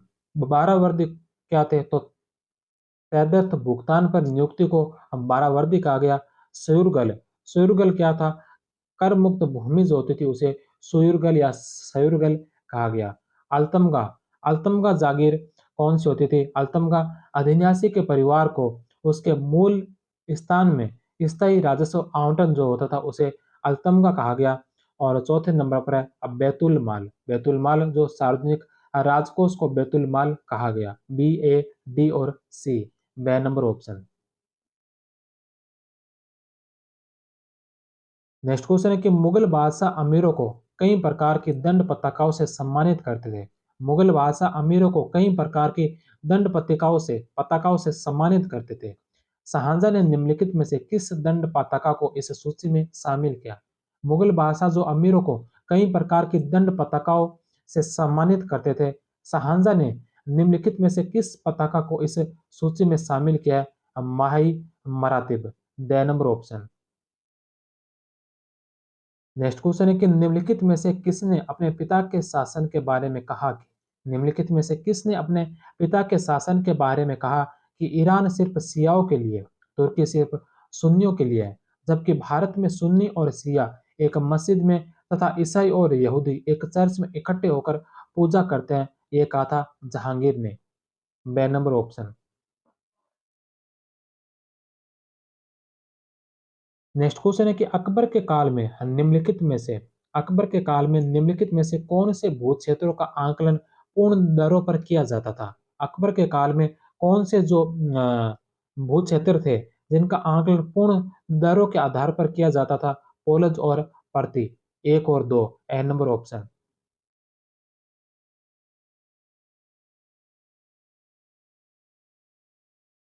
नेक्स्ट क्वेश्चन है मुत्सदी नामक अधिकारी किससे संबंधित था। मुत्सदी नामक अधिकारी किससे संबंधित था। बंदरगाह का प्रभारी होता था। स नंबर ऑप्शन। अब मुत्सदी बंदरगाह का मुख्य पदाधिकारी या अधीक्षक होता था। उसकी नियुक्ति सीधे सम्राट करता था। कर की वसूली करना उसका काम था। मुत्सदी के अधीन कई पदाधिकारी कार्यरत होते थे, जैसे कि मुशरिफ, तहसीलदार और दारोगा ए खजाना। इन पदाधिकारियों की नियुक्ति भी राज दरबार से होती थी। नेक्स्ट क्वेश्चन है कि निम्नलिखित में से कौन सा सुमेलित नहीं है। निम्नलिखित में से कौन सा जो सुमेलित नहीं है। सबसे पहला हाल ए हासिल। हाल ए हासिल, हाल ए हासिल जो है वास्तविक राजस्व संग्रह। माल और जिहात है जो भू राजस्व है उससे संबंधित अन्य कर को माल और जिहात कहा गया। जमादामी शराब पर कर, जमादामी शराब पर कर नहीं बल्कि जमादामी जो अनुमानित राजस्व होता था, अनुमानित राजस्व को जमादामी या जमा कहा जाता था। स नंबर ऑप्शन गलत है।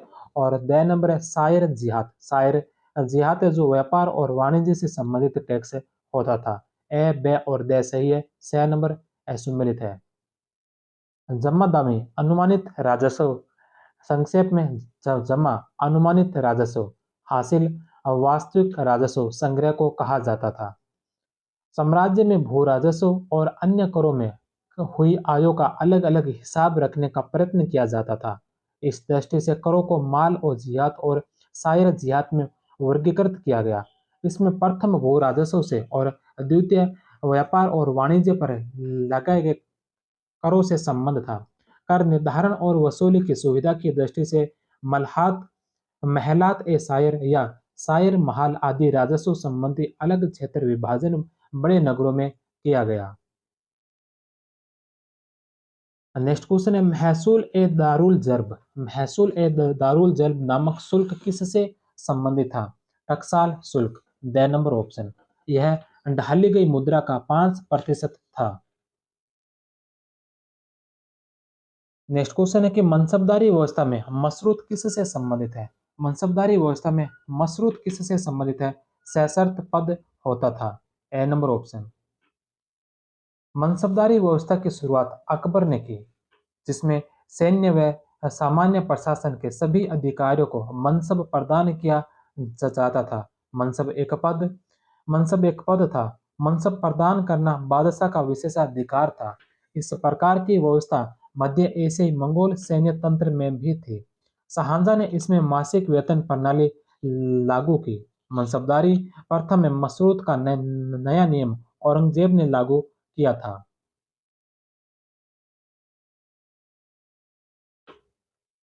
नेक्स्ट क्वेश्चन है कि कथन ए अकबर के काल में हर 10 घुड़सवार सैनिकों के लिए मनसबदारों को 20 घोड़ों का रखरखाव करना पड़ता था। अकबर के काल में हर 10 घुड़सवार सैनिकों के लिए मनसबदारों को 20 घोड़ों का रखरखाव करना पड़ता था। सही है। घोड़ों की आय में घोड़ों की यात्रा में आराम देना होता था। घोड़ों को यात्रा में आराम आराम देना होता था और युद्ध के समय भी उनको बदलना होता था। कथन दो भी इसका सही है। तो ए और आर दोनों सही है और आर ए की सही व्याख्या है। नेक्स्ट क्वेश्चन है कि निम्नलिखित में से कौन सा पुर्तगाल के एशियाई व्यापार का रेसो द्रिटे था? निम्नलिखित में से कौन सा पुर्तगाली के एशियाई व्यापार का रेसो द्रिटा था? काली मिर्च। C number option. Next question है कि निम्नलिखित में से कौन सा सुमेलित नहीं है? निम्नलिखित में से कौन सा जो सुमेलित नहीं है?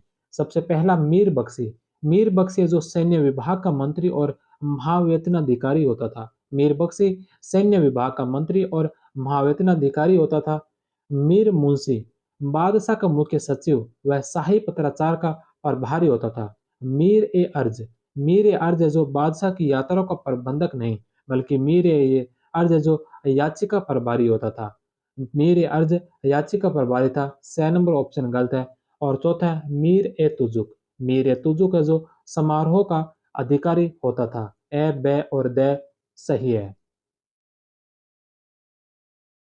नेक्स्ट क्वेश्चन है कि निम्नलिखित सिक्कों व प्रचलित राज्यों को सुमेलित कीजिए। निम्नलिखित सिक्कों और प्रचलित राज्यों को जो सुमेलित कीजिए।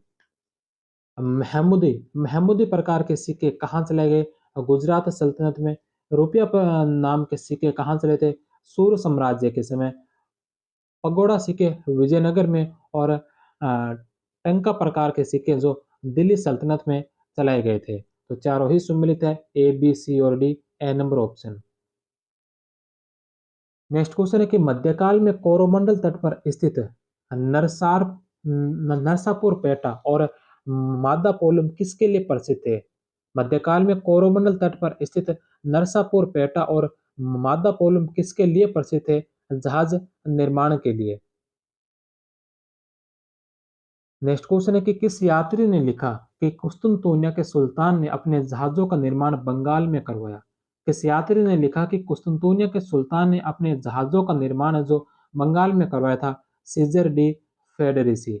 The number option. 1565 में वेनिस यात्री सीजर डी फेडरिसी ने लिखा है कि कुस्तुनतुनिया के सुल्तान ने अपने जहाजों का निर्माण बंगाल में करवाया है।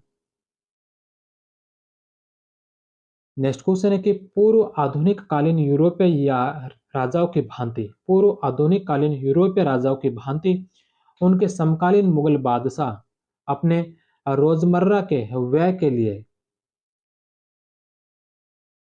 रोजमर्रा के व्यय के लिए निजी साहूकारों के ऋणों पर निर्भर नहीं रहते थे। उपरोक्त कथन किसका है? जे एफ रिचर्ड्स का। The number option. Next question है कि वह न की बचत करना अमीर वर्ग की जीवन शैली की प्रमुख विशेषता थी। यह किसका कथन है? मोरलैंड का। नेक्स्ट क्वेश्चन है नानकर एक भत्ते या अतिरिक्त लाभ के रूप में किसे दिया जाता था? नानकर जो एक भत्ते या अतिरिक्त लाभ के रूप में किसे दिया जाता था?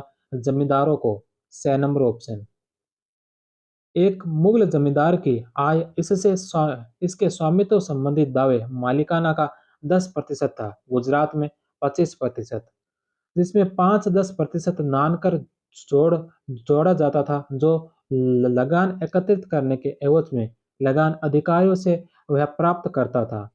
जमींदार को उसके पद से सिर्फ वह बादशाह ही हटा सकता था। जमींदार को हटाने का अधिकार किसी जागीरदार या अधिकारी को नहीं था। वे सिर्फ जमींदारी अधिकारों को जब्ती के लिए दरबार को अपनी सिफारिश भेज सकते थे। नेक्स्ट क्वेश्चन है कि निम्नलिखित में से कौन सी वस्तु जो अंग्रेजों के द्वारा जहांगीर के दरबार में पेश की गई थी, को मुगलों के लिए आश्चर्य के रूप में माना गया था? समुद्री कोयला। 2 नंबर ऑप्शन। नेक्स्ट क्वेश्चन है कि मुगल दरबार की तहजीब के बारे में निम्नलिखित में से कौन सा कथन असत्य है? मुगल दरबार की तहजीब के बारे में कौन सा कथन इसमें से असत्य है? पहला कि दरबार की कार्यवाही के दौरान अमीरों को बैठने की इजाजत नहीं होती थी। दरबार में जब कार्यवाही चल रही होती थी तो अमीरों को बैठने की इजाजत नहीं थी। ये सही है। औरंगजेब ने 1683 में यह आदेश जारी किया कि 2000 से नीचे स्तर के मनसबदारों को बादशाह से छुट्टी लेने के लिए फातिहा के पढ़े जाने का इंतजार करना जरूरी नहीं होगा। 6 नंबर है कि बादशाह के सामने अमीरों को नीम आस्तीन पहनकर और कंधों पर शाल लपेटकर उपस्थित होना होता था। बादशाह के सामने अमीरों को नीम आस्तीन पहनकर और कंधों पर शाल लपेटकर उपस्थित होना होता था, तो यह अनिवार्य नहीं था। 6 नंबर गलत है। 10 नंबर है कि औरंगजेब ने 1693 में यह आदेश जारी किया कि अमीरों की पोशाक का रंग लाल नहीं होना चाहिए। औरंगजेब ने 1693 में यह आदेश जारी किया कि अमीरों की पोशाक का रंग जो लाल नहीं होना चाहिए। यह बात भी सही है। 6 नंबर ऑप्शन इसका गलत होगा। नेक्स्ट क्वेश्चन है सुमेलित करना है। मुगल शब्दावली दे रखी है। सबसे पहले नंबर पर है बेगम। बेगम किसे कहा गया? जो शाही स्त्री होती थी उसे बेगम कहा जाता था। दूसरे नंबर पर है खुंचांची। खुंचांची किसे कहा गया? तो खुंचांची कहा गया जो उपपत्नी होती थी, बादशाह की जो उपपत्नी होती थी उसे खुंचांची कहा गया। खुचांची उपपत्नी। तीसरे नंबर पर है सरारी। सरारी किसे कहा जाता था? तो सरारी कहा जाता था रखेल को सरारी कहा जाता था। 1 नंबर ऑप्शन। और चौथे नंबर पर है आगा या अगाचा। आगा या अगाचा किसे कहा गया? निम्न मूल की जो शाही स्त्रियां होती थी उन्हें अगाचा कहा गया। बेगम जो शाही स्त्रियों को कहा गया था, खुचांची जो उपपत्नी को कहा गया था, सरारी जो रखेल को कहा गया, और आगा या अगाचा कहा गया जो निम्न मूल की शाही स्त्रियां होती थी। सी डी ए और बी। 2 नंबर ऑप्शन। नेक्स्ट क्वेश्चन है कि राजा द्वारा दिए जाने वाले खिल्लत या सरोपा थे। राजा द्वारा दिए जाने वाले खिल्लत या सरोपा थे वस्त्र। नेक्स्ट क्वेश्चन है कि किस यात्री का कथन है कि कारखानों में अकबर स्वयं खड़े होकर आम कारीगर को काम करते हुए देखता था और कभी-कभी तो मन बहलाव के लिए स्वयं भी वह कार्य करने से नहीं हिचकिचाता था। किस यात्री का कथन है कि कारखानों में अकबर स्वयं खड़े होकर आम कारीगरों को काम करते हुए देखता था और कभी-कभी तो मन बहलाव के लिए स्वयं भी वह कार्य करने से नहीं हिचकिचाता था? तो यह कथन का है मॉन्सरेट ने। अकबर अपने कारखानों एवं उनमें विभिन्न देशों के कारीगरों को भर्ती करने और स्थानीय लोगों को कला में प्रशिक्षित करने में रुचि रखता था। इसका विवरण आईन अकबरी में मिलता है। फादर मोन्सराट या मोन्सरेट ने भी इसका उल्लेख किया है। मोन्सरात का कहना है कि अकबर स्वयं खड़े होकर आम कारीगर को काम करते हुए देखता था और कभी-कभी तो मन बहलाव के लिए स्वयं भी वह कार्य करने से नहीं हिचकिचाता था। नेक्स्ट क्वेश्चन है कि मुगल काल में कारखाना विभाग का मुख्य कार्यकारी अधिकारी कौन होता था? मुगल काल में कारखाना विभाग का मुख्य कार्यकारी अधिकारी कौन होता था? मीर ए सामान। 2 नंबर ऑप्शन। कारखाना विभाग मीर ए सामान इसका मुख्य कार्यकारी अधिकारी होता था, जिस पर विभाग को सुचारू रूप से चलाने और इसकी निगरानी का दायित्व था। अन्य अधिकारी जिसमें दीवान ए ब्यूतात जो कि ऊंचे ओहदे का अधिकारी था और मुख्यतः विभाग का वित्तीय दायित्व संभालता था। मुशरिफ ए कुल और जूज मुशरिफ ए कुल और जूज विभाग का मुख्य लेखापाल होता था। विभाग की प्रत्येक शाखा में उसका एक लेखापाल मुशरिफ होता था। दरोगा दरोगा की प्रत्येक शाखा में एक दरोगा होता था। वही कारीगरों को प्रतिदिन काम बांटता था और उन्हें दिए जाने वाले कच्चे माल के लिए उत्तरदायी होता था। तहसीलदार तहसीलदार जो है अपनी शाखा के लिए आवश्यक माल और रोकड़ का प्रभारी होता था। मुस्तौफी या कारखानों के लेखा का परीक्षण करता था। दरोगा एक कचहरी उस पर कार्यालय की सामान्य देखरेख का भार था। नाजीरा इसका ओहदा विभागीय दीवान से नीचे होता था। वह पुनरीक्षण अधिकारी होता था जो यह सुनिश्चित करता था कि कार्य अधिक कुशलतापूर्वक और सही ढंग से हो रहा हो। नेक्स्ट क्वेश्चन में कथन और कारण दे रखे हैं, तो इनमें से बताना कि कौन से कथन और कौन से कारण है जो सही है। सबसे पहले नंबर पर कथन है कि अकबर के काल में मालाबार काली मिर्च भारत से निर्यात होने वाली प्रमुख वस्तुओं में से थी। अकबर के काल में मालाबार की काली मिर्च भारत से निर्यात होने वाली प्रमुख वस्तुओं में से एक थी, तो यह सही है। दक्षिणी भारत के उत्पादक क्षेत्र तथा निर्यात बंदरगाह अकबर के साम्राज्य के भाग नहीं थे। दक्षिण भारत के उत्पादक क्षेत्र और निर्यात बंदरगाह जो अकबर के साम्राज्य के भाग नहीं थे, यह भी सत्य है, लेकिन यह कारण इस कथन की व्याख्या नहीं है। तो 2 नंबर ऑप्शन सही होगा। ए और आर दोनों सत्य है, किंतु आर ए की सही व्याख्या नहीं है। नेक्स्ट क्वेश्चन है कि निम्नलिखित में से किस शहर को जहांगीर ने गर्दाबाद या धूलगर्द युक्त शहर और जहन्नुमाबाद नारकीय शहर बताकर तिरस्कृत किया था? Ahmedabad. The number option. Next question है कि निम्नलिखित में से किस मिशनरी को पुर्तगालियों द्वारा बंगाल में ईसाई धर्म का प्रसार करने हेतु भेजा गया था?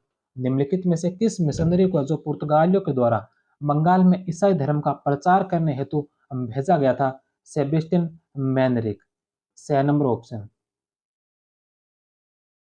नेक्स्ट क्वेश्चन है कि मुगल काल में गज ए स्वाई क्या था? तो गज ए स्वाई एक जहाज था। औरंगजेब के समय सोने व हीरे जवाहरात से भरा गज ए सवाई जहाज अंग्रेज समुद्री लुटेरे कैप्टन हेनरी एवरी ने लूट लिया था।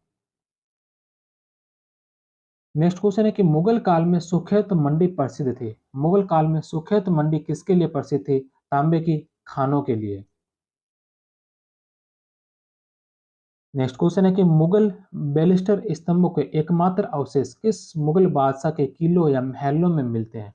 मुगल बैलिस्टर स्तंभों के एकमात्र अवशेष किस मुगल बादशाह के किले या महलों में मिलते हैं? शाहजहां। 6 number option. मुगल काल में मन ए अकबरी थी। मुगल काल में मन ए अकबरी क्या थी? तो मन ए अकबरी थी वजन मापने की इकाई। 2 नंबर ऑप्शन।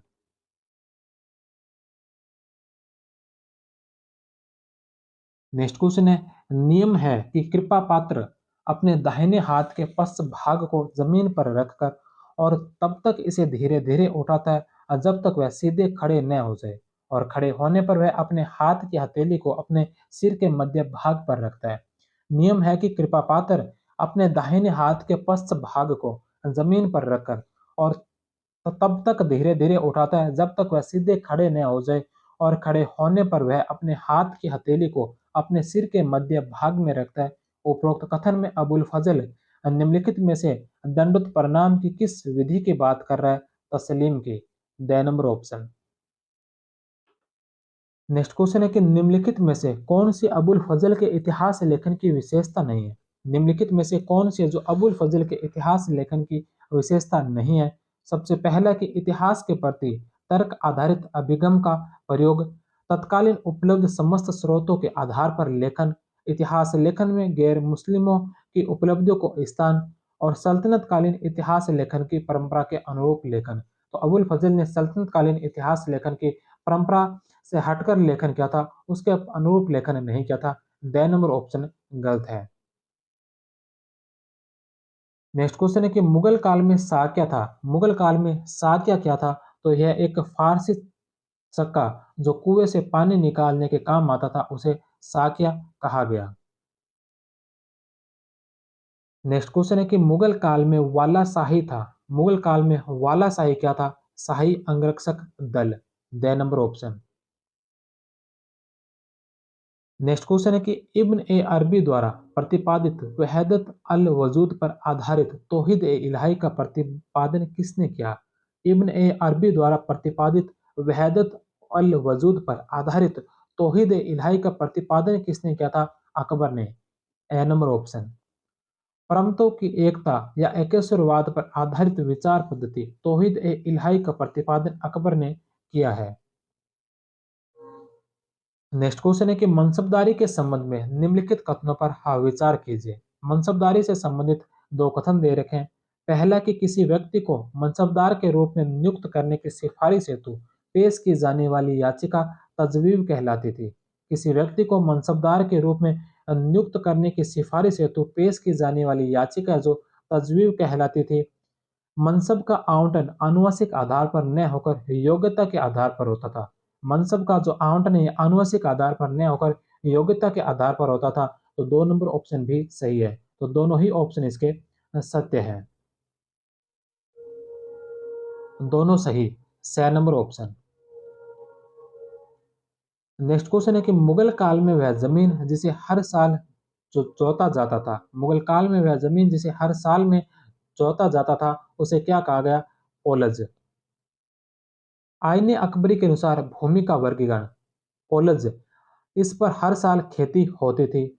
चचर 3-4 वर्षों तक खाली रहने वाली भूमि बंजर, जिस पर 5 या उससे अधिक वर्षों तक खेती नहीं होती थी।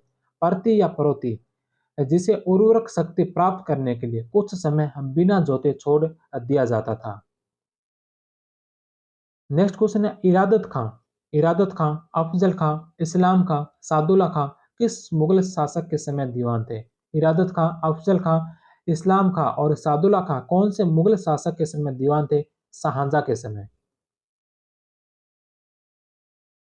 नेक्स्ट क्वेश्चन है कि अकबर द्वारा शुरू की गई झरोका दर्शन की प्रथा को अकबर के द्वारा शुरू की गई झरोका दर्शन की प्रथा को औरंगजेब ने अपने शासन के 11वें वर्ष में बंद कर दिया। अकबर के द्वारा शुरू की गई झरोका दर्शन की प्रथा को औरंगजेब ने अपने शासन के 11वें वर्ष में बंद कर दिया। औरंगजेब के द्वारा इसे बंद करने का कारण क्या था? तो कारण था औरंगजेब के अनुसार यह एक प्रकार की मानव पूजा थी।